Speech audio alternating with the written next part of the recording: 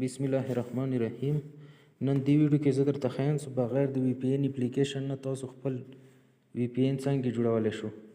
هغه دپاره صرف لږ سیټینګ کول دي. دې دپاره به پهله سیټینګ ته لاړ شئ. سیټینګ کې ادر وایرس کنیکشن دې باندې به کلیک کړئ. لاندې تاسو ته کتی شي وی پی این باندې به کلیک کړئ. دې ځای کې ما سره اپلیکیشن دی وی پی این والا. دې نه بغیر به موږ خپل وی پی این څنګه جوړوو.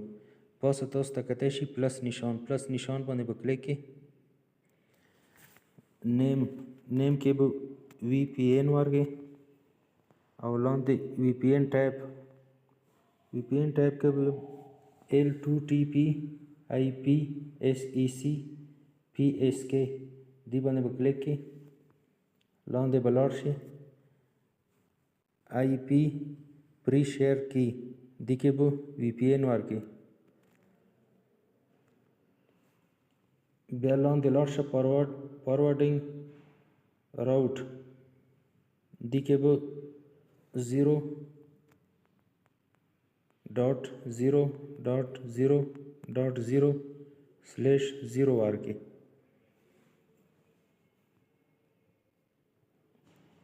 پاسه لیکلی دي سرور ایډریس کې به څه ورکوئ.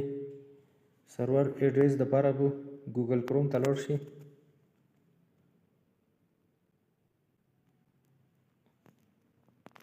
ګوګل کروم کې به ولیکئ سرور ګیټ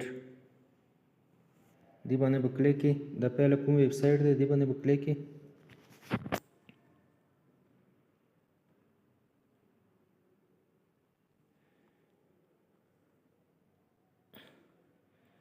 دې ځای کې دا ټیکسټ تاسو ته کتلی شي ایډریس دا به کاپي کړئ. کوم یې هم کاپي کوئ. کاپي او کوم ایډریس ته کاپي کړی دی دا به دې ځای کې پیسټ کړئ. اوس پاسه تاسو ته کتلی شي سیو آپشن باندې به کلیک کړئ.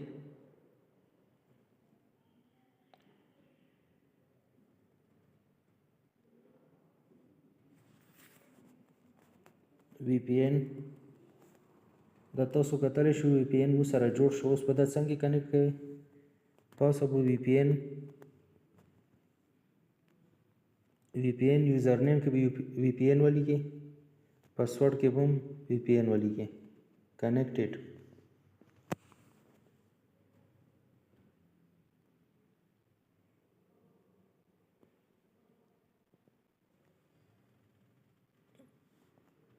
دا کنیکټ کېږي لګیا دی.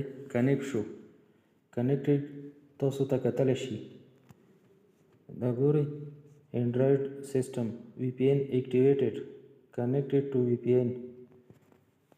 دا موږ خپل وی پی این جوړ کړ. سیټینګ کې ډېر اسانه طریقه ده. دا تاسو کتلی شئ وی پی این ما کنیکټ کو.